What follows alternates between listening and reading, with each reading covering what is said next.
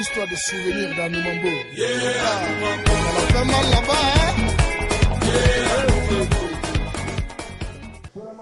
Chin Chin, ce soir on trinque au bouillonnement, au rayonnement, à l'impact de la culture et de tout ça. Le FEMUA, Festival des musiques urbaines d'Anoumambo, n'en manque pas du tout. On va vous le prouver encore ce soir. Bonsoir chers tous, le JT du FEMUA pour vous servir. Tout ça c'est pour nous.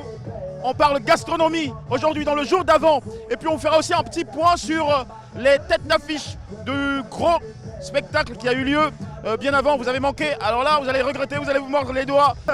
Un vrai plaisir. Et vous allez découvrir des people qui vont accepter de nous passer leur opinion, sentiment sur toute l'ambiance qui règne ici dans le JT du FEMUA. À la suite, il y aura forcément le programme du lendemain. Merci de nous suivre, c'est parti tout de suite. Plaisir.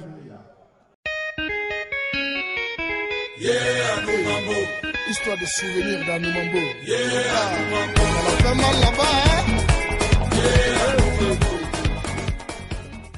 Ambiance festive, spectacle auréolé, un décor en couleurs, tenue décontractée, retrouvailles. Il s'agit ici de la soirée de l'Union européenne organisée à la résidence de l'ambassadeur de l'UE, son Excellence M. Jobs von Kirchmann, par le comité d'organisation du FEMUA.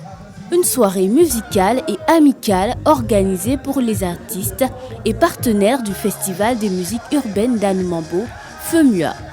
Certains membres du gouvernement ivoirien ont répondu à l'invitation des magiciens et de l'ambassadeur, dont le Premier ministre, chef du gouvernement, M. Patrick Hachi. C'était un moment jovial qui a enregistré également la présence de certains artistes du FEMUA, tels que Kajim, Magic Diesel, Kinvé, Maté, Mala Rodriguez, de certains acteurs culturels, notamment la journaliste Hortense Assaga. Merci infiniment aux magiciens et comme a dit Salif lors de l'inauguration, enfin le FEMUA. Et donc la matrice de culture que je suis ne peut qu'être heureuse ici. Et puis cette soirée en partenariat avec l'Union européenne colle bien au thème paix et développement, l'Afrique et l'Europe unies dans le même combat. Et là on voit que ce sont les artistes et la musique qui nous réunit. Donc moi je suis en joie. Faut dire que cette soirée a été à l'image du thème du FEMUA 13, Alliance Afrique-Europe, paix et développement. Nous sommes à présent à l'INJS au village gastronomique du FEMUA 13. Ici, l'ambiance est plutôt cosy. Les festivaliers profitent entre amis des sonorités musicales du festival. FEMUA 2021, vraiment, ça s'est bien déroulé et ça se déroule bien en fait. Voilà, il faut dire que l'ambiance est parfaite, il y a du monde, les gens s'amusent bien. Ce qui fait également la particularité de ce village, c'est la diversité culinaire qu'offrent les restauratrices présentes sur le site. On fait la portion à 2000 et un poulet à 4500. Ça se passe bien, on arrive à bien gérer, il y a des personnes qui viennent commander et tout ça. On les sert. Nous sommes déjà prêts à attendre tous les festivaliers, tout le monde. En tout cas, demain c'est la finale ici à Abidjan et on va se retrouver tous à Bassam pour la plus grande finale. Vraiment merci au groupe magicien, merci à l'Union européenne, merci à tous les partenaires, merci à la LTI. Le village gastronomique du FEMUA est ouvert à tous et ce jusqu'au 12 septembre. Histoire de souvenirs d'Anoumambo. On a fait mal là-bas, hein? Comme ça fait du bien, comme c'est un plaisir d'être en immersion au sein du FEMUA 13, le Festival des musiques urbaines d'Anoumambo. Nous sommes l'inside par excellence de ce grand rendez-vous qui rassemble, vous le voyez, du monde venu d'un peu partout. Et là, nous sommes ce soir dans un endroit select au sein, tenez-vous bien, de la résidence de l'ambassadeur de l'Union européenne à Abidjan. Allez, qui va être donc le people invité pour notre entrevue? Vous allez découvrir dans un petit moment juste après ça.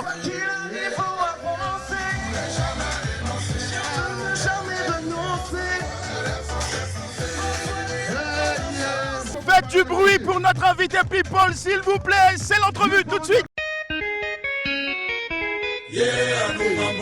Histoire de souvenirs d'Anoumambo. On a fait mal là-bas, hein? Monsieur Assalfo. Alors, tout à l'heure, vous avez fait une intervention très importante au cours de laquelle vous avez sorti un terme qui nous a interpellés. Vous avez dit l'alliance Union européenne et africaine doit être surtout culturelle. Ben oui, parce que cette alliance a beaucoup duré politiquement, économiquement, on parle. Mais il faudrait que les deux cultures se rapprochent. Et comme je le disais, il est plus facile pour un artiste africain de faire de grosses salles en Europe. Mais dans le sens contraire, c'est pas possible. Qu'est-ce qui explique ça à votre avis? Mais juste parce qu'on ne connaît pas la culture européenne ici, juste parce qu'on n'a pas essayé de les rapprocher. Et je crois que des festivals comme le FEMUA amènent à rapprocher. Aujourd'hui, vous voyez des Ivoiriens en train de regarder Kinvé, qu'ils ne connaissent pas, mais qu'ils vont découvrir. Donc c'est une alliance plus culturelle que tout. Le Premier ministre ivoirien n'a pas manqué de vous féliciter, de féliciter ce festival qui aujourd'hui a sa 13e édition. Il a dit que c'est un moment extrêmement important. Comment vous interprétez cette phrase de sa part? Mais ça veut dire que la culture occupe une place importante dans le programme du gouvernement, comme il a pu le dire. Merci au gouvernement ivoirien qui accompagne le festival, qui a fait grandir ce festival par son accompagnement et être à nos côtés à tout moment et en tout lieu. À quelle dimension ou à quel volet le gouvernement ivoirien vous accompagne justement, vous FEMUA? C'est un accompagnement institutionnel, un accompagnement financier et un accompagnement logistique. Le site de l'INGS par exemple, qui aujourd'hui abrite des centres de vaccination à tous les coins, il a fallu que le gouvernement déploie cela pour les festivaliers. Et moi je crois que c'est ce genre de choses qui nous encourage à travailler davantage et à montrer que la culture peut contribuer au développement d'un pays. Au-delà de l'effervescence que produit le FEMUA, quels étaient les objectifs que vous recherchiez particulièrement pour cette 13e édition qui est aussi celle de la maturité? L'objectif, c'est déjà d'avoir un impact positif sur la population. Et nous sommes dans un contexte sanitaire qui ne dit pas son nom. Et c'est de pouvoir passer le message, lancer la sensibilisation, essayer de trouver les mots justes pour convaincre encore les plus sceptiques de se faire vacciner. Aujourd'hui, avec tout le message que nous avons su passer, nous avons plus de 1000 vaccinés en 2 jours et c'est déjà un objectif atteint pour nous. Merci beaucoup. Vous allez nous présenter vos voisins parce que là vous êtes en pleine interaction. Ramzi Omaïs, opérateur économique ivoirien qui nous accompagne aussi dans cette activité. Et puis Abazen que vous connaissez, qui est un mécène aussi de la culture, qui fait des efforts pour faire aussi éclore la culture à sa manière. Alors Ramzi, dites-nous, qu'est-ce qui explique votre intérêt pour un rendez-vous comme celui de FEMUA en tant qu'opérateur? Je suis le patron de la Sotici et de l'hôtel Tiamin. Donc nous sommes 2 grandes sociétés en Côte d'Ivoire et on a besoin de pérenniser. Et pour ça, on a besoin des jeunes. Et les jeunes, il faut les motiver. Et j'estime qu'être partenaire avec Assalfo et son équipe, c'est préparer l'avenir de la Sotici et du Tiamin et de tous les jeunes de ce pays. Il faut leur trouver du travail. Pour ça, il faut qu'ils soient motivés, qu'ils aient envie d'être heureux. Et pour ça, il faut de la visibilité et de la vision. Et on a besoin de bons partenaires solides, internationaux et qui croient dans ce pays. La paix et le développement, c'est l'un des focus du FEMUA 13. C'est une thématique à laquelle vous êtes sûrement sensible. Absolument. La paix, ça passe par la culture, ça passe par la révolution culturelle, le fait d'accepter les uns par rapport aux autres. L'ambassadeur disait qu'il faut élargir le nous et Assalfo disait que c'est pas juste faire connaître les gens, il faut pouvoir que les gens puissent voyager, qu'on les connaisse. Et c'est ça qui nous permettra d'aller plus loin et de sortir du confinement et du moi. Le moi, il faut qu'il s'élargisse. Et il faut qu'on arrive à la Côte d'Ivoire. On a tellement de richesses, on a un melting pot tellement important qu'il faut absolument que ce soit un positif pour le gouvernement.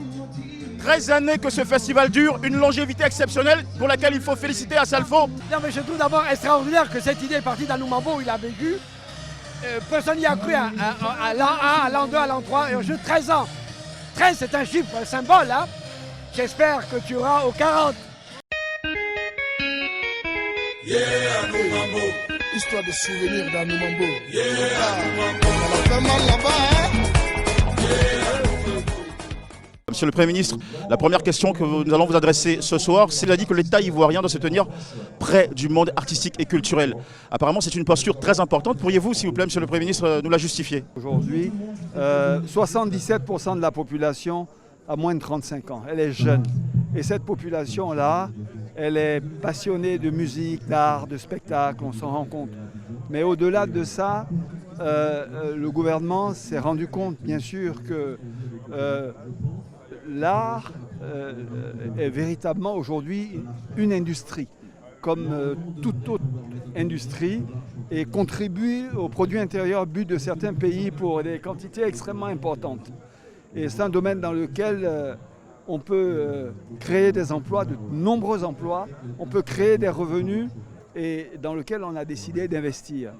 Investir, ça veut dire identifier des talents, ça veut dire les aider à éclore, ça veut dire également les aider à se promouvoir et pour en faire vraiment des artistes qui rayonnent dans le monde, qui ont des Grammy Awards, qui vendent le nom du pays, mais qui permettent également d'être des modèles pour les autres jeunes qui sont là.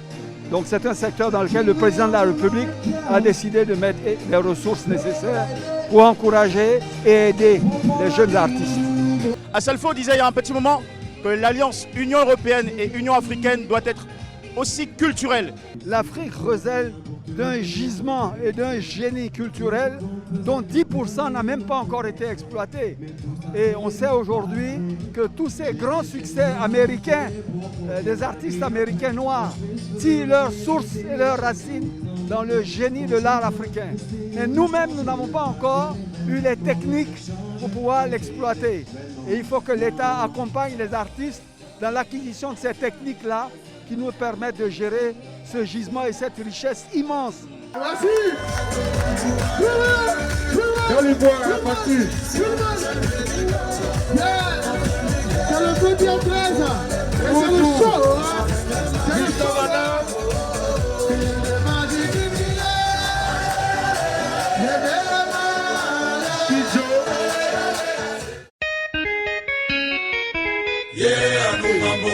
Histoire de souvenirs dans nos mambo. On a fait mal là-bas, hein? Eh oui, comme quoi ce soir, il n'y a pas que Kinvé qui fait bouger, danser. Il y a aussi toute cette belle sélection DJ qui fait vibrer les convives de cette belle soirée. On a beaucoup de plaisir à vous présenter cette émission. Et tout de suite, pour l'agenda du lendemain, veuillez noter chez vous qu'il y aura la parade des fanfares de 10h à 12h demain.